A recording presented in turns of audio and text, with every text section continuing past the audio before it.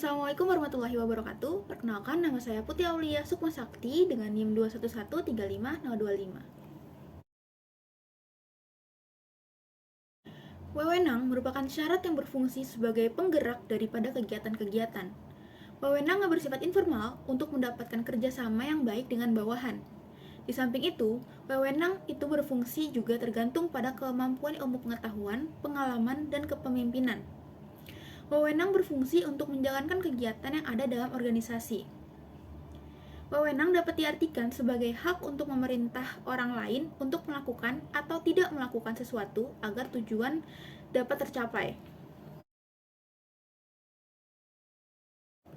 Pengorganisasian merupakan proses penyusunan struktur organisasi yang sesuai dengan tujuan organisasi, sumber daya yang dimilikinya, dan lingkungan yang melingkupinya.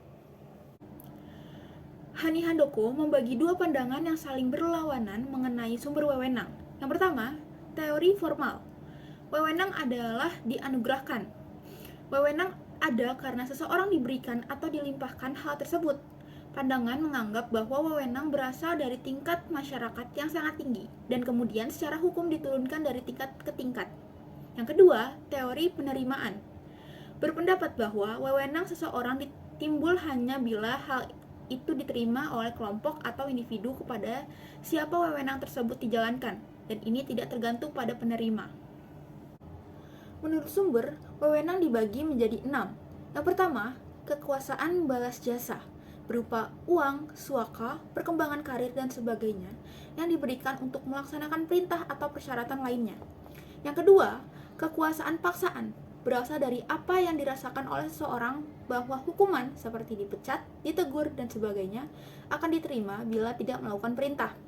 Yang ketiga, kekuasaan sah, berkembang dari nilai-nilai intern karena seseorang tersebut telah diangkat sebagai pemimpinnya. Yang keempat, kekuasaan pengendalian informasi, berasal dari pengetahuan yang tidak dipercaya orang lain. Ini dilakukan dengan pemberian atau penahanan informasi yang dibutuhkan. Yang kelima, kekuasaan panutan, didasarkan atas identifikasi orang dengan pimpinan dan menjadikannya sebagai panutan. Yang keenam, kekuasaan ahli, yaitu keahlian atau ilmu pengetahuan seorang dalam bidangnya. Delegasi wewenang adalah proses di mana para manajer mengalokasikan wewenang ke bawah kepada orang-orang yang melapor kepadanya.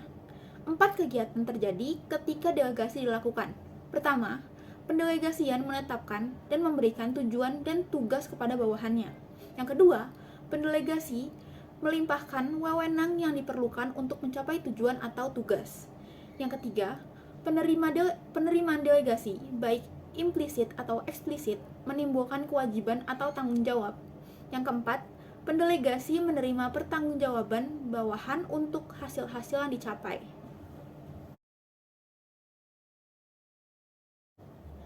Delegasi adalah pelimpahan wewenang dan tanggung jawab formal kepada orang lain untuk melaksanakan kegiatan tertentu. Jadi, delegasi wewenang adalah proses manajer mengalokasikan wewenang ke bawah, yaitu pada orang-orang yang melapor kepadanya. Adalah pemberian otoritas atau kekuasaan formal dan tanggung jawab untuk melaksanakan kegiatan tertentu kepada orang lain. Pelimpahan otoritas oleh atasan kepada bawahan diperlukan agar organisasi dapat berfungsi secara efisien karena tak ada atasan yang dapat mengawasi secara pribadi setiap tugas-tugas organisasi.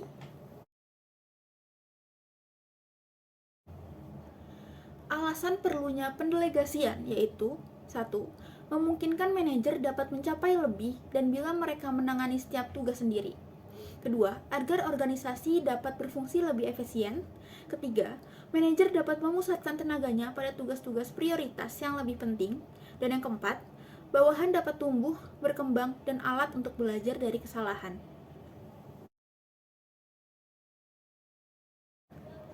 Prinsip-prinsip klasik yang dapat dijadikan dasar untuk delegasi yang efektif adalah 1. Prinsip saklar, menyatakan harus ada garis otoritas yang jelas yang menghubungkan tingkat paling tinggi dengan tingkat paling bawah. Garis otoritas yang jelas ini memudahkan anggota organisasi untuk mengetahui kepada siapa dia dapat mendelegasikan, siapa yang dapat melimpahkan wewenang kepadanya, dan kepada siapa dia bertanggung jawab. Prinsip yang kedua adalah prinsip kesatuan perintah. Menyatakan setiap orang dalam organisasi harus melapor pada satu atasan. Melapor pada lebih dari satu orang akan menyulitkan seseorang untuk mengetahui kepada siapa ia harus bertanggung jawab dan perintah siapa yang harus diikuti. Bertanggung jawab kepada lebih dari satu atasan juga akan membuat bawahan dapat menghindari tanggung jawab atas pelaksanaan tugas yang jelek dengan alasan banyaknya tugas dari atasan lain. Dan prinsip yang ketiga adalah tanggung jawab, wewenang, dan akuntabilitas. Prinsip-prinsip ini menyatakan bahwa dapat menggunakan sumber daya secara efisien. Kedua, masing-masing orang dalam keorganisasi dapat melaksanakan tugas yang dibebankan. Dan yang ketiga, kepadanya secara efektif. Yang keempat, akuntabilitas penerimaan tanggung jawab dan wewenang. Ada 4 kegiatan terjadi ketika delegasi dilakukan. Yang pertama, pendelegasian menetapkan dan memberikan tujuan dan tugas kepada bawahan. Yang kedua, pendelegasian melimpahkan wewenang yang diperlukan untuk mencapai tujuan atau tugas. Dan yang ketiga, penerimaan delegasi yang menimbulkan kewajiban atau tanggung jawab. Dan yang keempat, pendelegasi menerima pertanggungjawaban bawahan untuk hasil-hasil yang dicapai.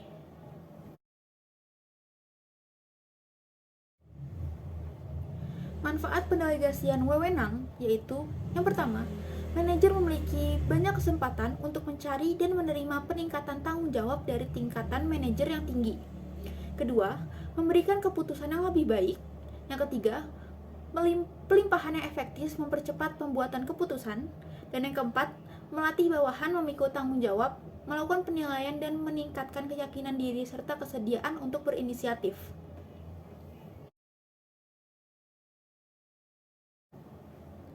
Syarat untuk delegasi yang efektif adalah kesediaan manajer untuk memberikan kebebasan kepada bawahan dalam melaksanakan tugas yang dilimpahkan.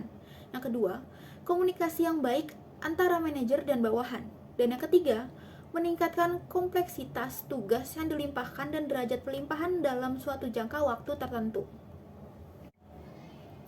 Louis Allen mengemukakan teknik untuk membantu manajer melakukan delegasi yang efektif. 1.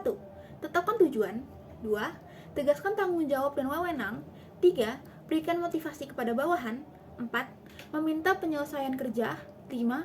Berikan latihan. Dan yang keenam, adakan pengawasan yang memadai.